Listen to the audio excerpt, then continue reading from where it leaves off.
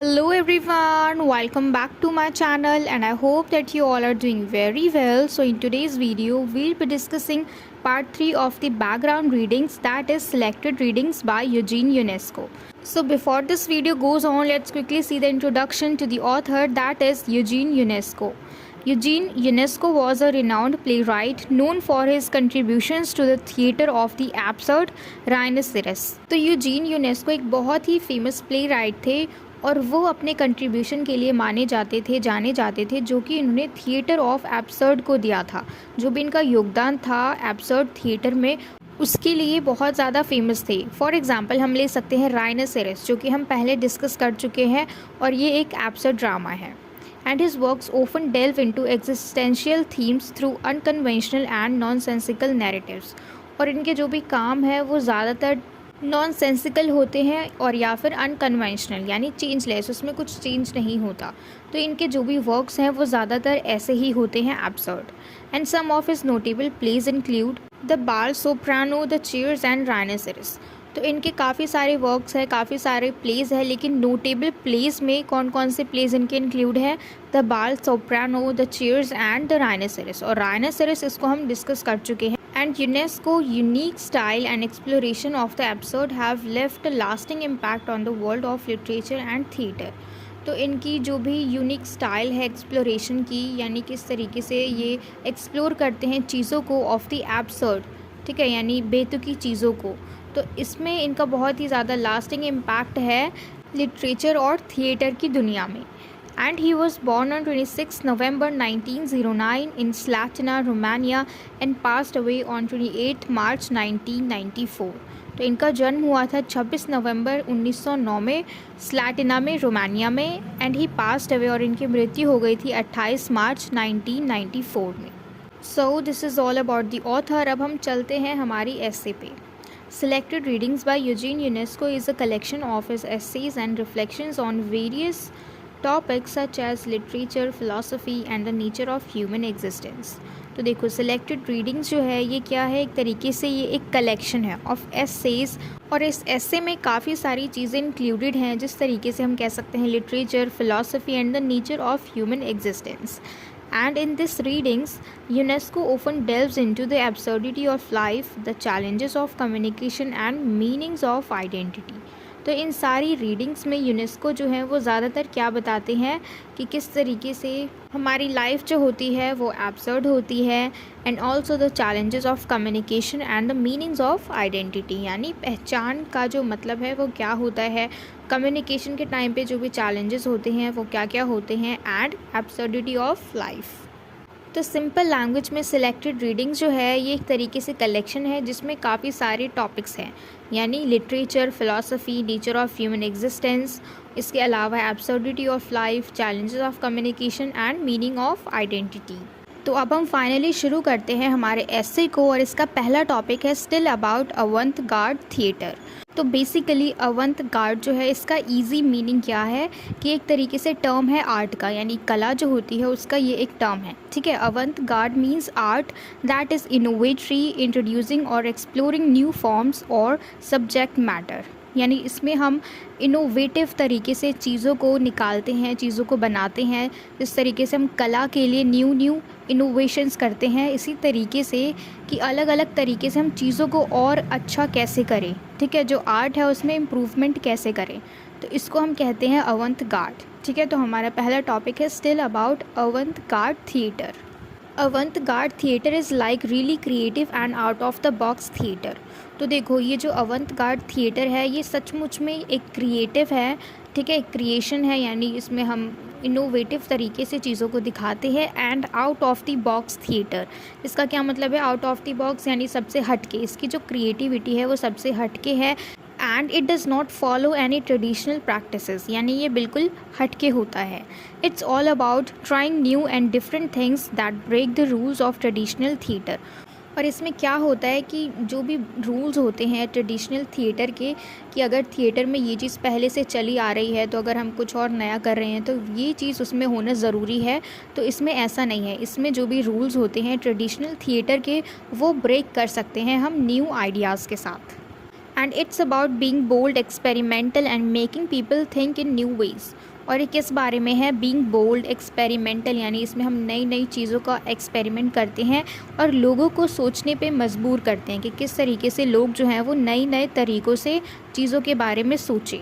तो इस तरीके से अवंत-गार्ड थिएटर, यानी थिएटर के अंदर हम नई नई चीज़ों को, नई नई आइडियाज़ को, क्रिएशंस को ऐड करते हैं ताकि उसको हम अलग बना सकें। Artists in avant-garde theatre want to surprise and challenge the audience by doing things that are not usually seen in regular plays. तो देखो, जो अवंत गार्ड थिएटर के जो आर्टिस्ट हैं, यानी जो लोग क्रिएटिविटी करते हैं, इनोवेशंस करते हैं, उनका क्या मन है कि अगर ऑडियंस देख रही है तो वो उनकी क्रिएशन को देख के सरप्राइज़ हो जाए और उसमें ऐसी चीज़ होनी चाहिए जो उन्होंने पहले कभी नहीं देखी हो। ठीक है, यानी रेगुलर प्लेस में उन्होंने वो सारी चीज़ें नहीं देखी है जो ये अवंत गार्ड थिएटर में देखते हैं। And it's all about being innovative and pushing the boundaries of what theatre can be.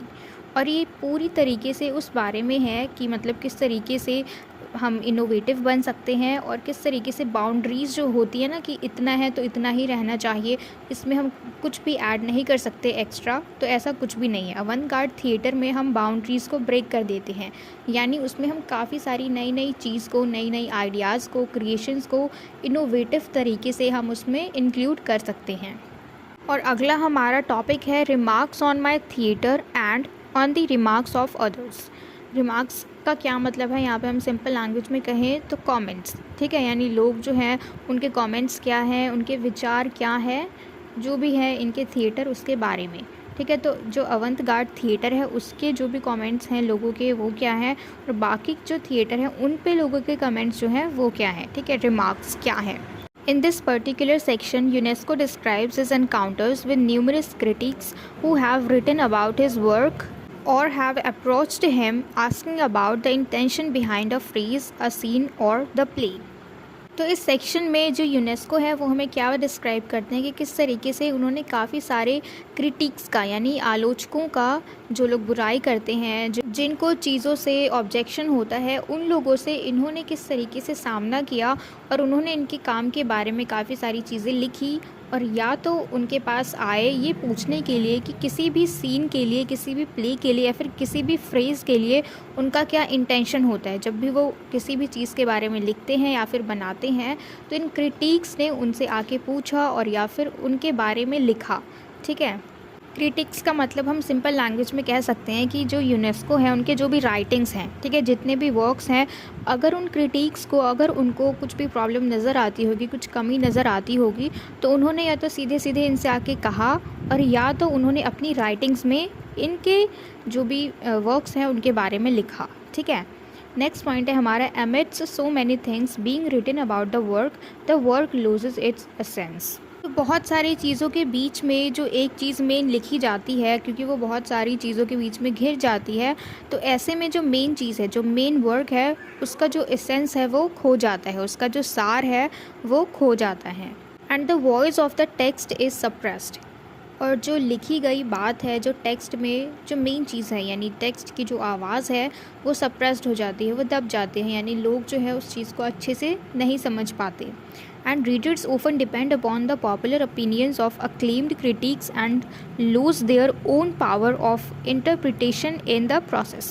तो देखो, ज़्यादातर रीडर्स क्या करते हैं कि कोई भी पॉपुलर ओपिनियन है, यानी कोई भी प्रसिद्ध चीज़ है, तो लोग उसको मानने लग जाते हैं। रीडर्स फिर उसी में विश्वास करने लग जाते हैं, जो चीज़ ज़्यादा प्रशंसित होती है, जो ज़्यादा पॉपुलर होती है। ठीक है, और ऐसे में अगर उनको कोई अच्छी चीज़ समझ में आती है, अगर उनको कोई नई चीज़ समझ में आती है, तो वो उस चीज़ को भी नहीं बताते। क्यों? क्योंकि पहले ही उन्होंने उस पॉइंट को पकड़ लिया जो पहले से ही पॉपुलर है। ठीक है, popular opinions of acclaimed critics, यानी जो क्रिटिक्स हैं उन लोगों ने अपनी कुछ बातें जो हैं वो रख दी, वो पॉपुलर हो गई, और ऐसे में कोई रीडर पढ़ता है तो फिर वो उसी की बातों पे चलते, अगर उसको कुछ नया मिल भी जाए तो वो उस चीज़ को इग्नोर कर देती हैं। On one such occasion, Eugene realizes that his audience seems to know little about his work, either as text or as performance, but echo the judgment of others. तो एक बार क्या हुआ था कि यूजीन जो है उनको रियलाइज़ हुआ कि जो उनकी ऑडियंस है वो उनके काम के बारे में थोड़ा बहुत तो जानती है, चाहे वो टेक्स्ट हो या फिर परफॉर्मेंस के थ्रू, लेकिन उनकी ऑडियंस उनके काम के बारे में जानती है। लेकिन जो जजमेंट हैं वो दूसरों के ही आते हैं, ठीक है, यानी उनके जो रियल ओपिनियंस होते हैं वो नहीं आते, बल्कि जो क्रिटिक्स ने उनके बारे में बातें फैला रखी है वो सारे जजमेंट के रूप में आते हैं, वो सारे फिर कमेंट्स के रूप में आते हैं उनके परफॉर्मेंस और या फिर उनके टेक्स्ट के बारे में।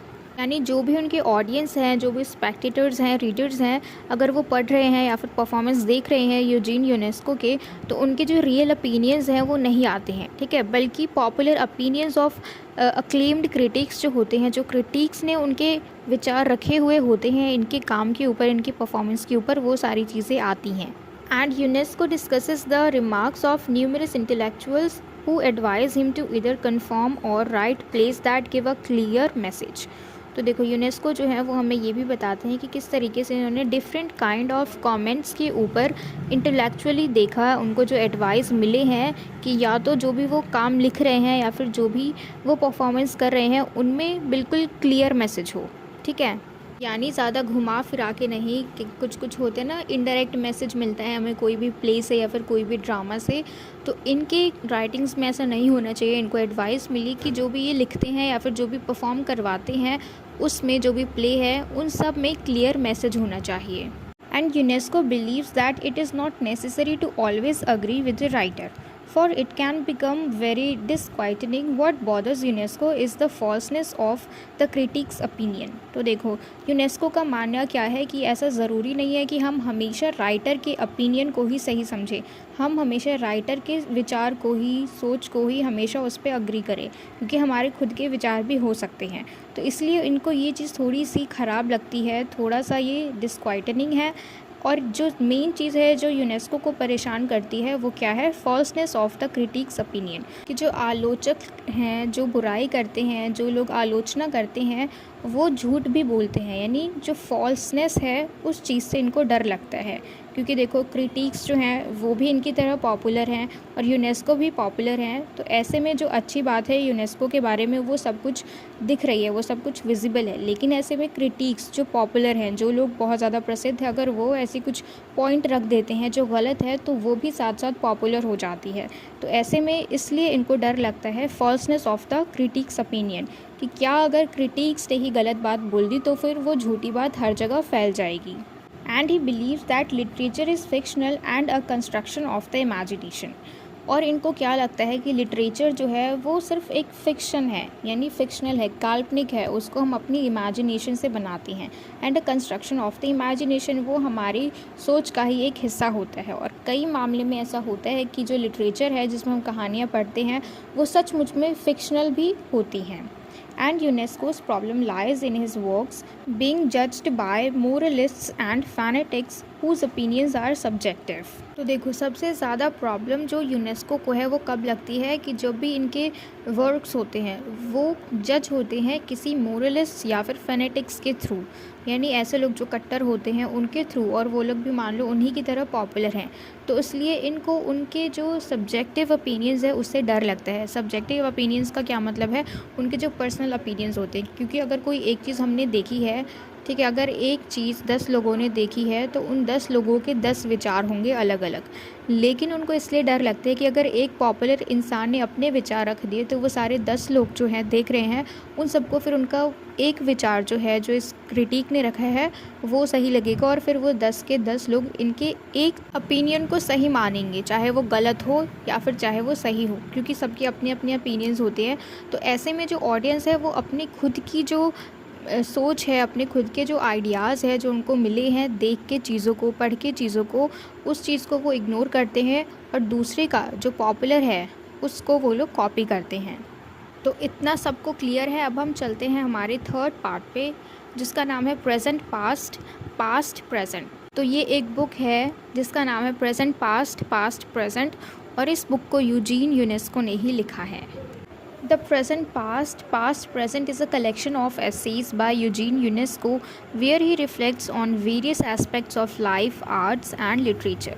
तो देखो ये जो बुक है present past and past present, ये एक तरीके से कलेक्शन ऑफ एसेज है बाय यूजीन यूनेस्को, यानी यूजीन यूनेस्को के जितने भी एसेज हैं वो सारे इस बुक के अंदर है, जिसमें कि ये काफ़ी सारे एस्पेक्ट्स के बारे में बात करते हैं of life, arts and literature, यानी इन्हीं सारी चीज़ों के बारे में ये बात करते हैं इस बुक में। And in this book UNESCO delves into themes such as memory, time and the complexities of human existence।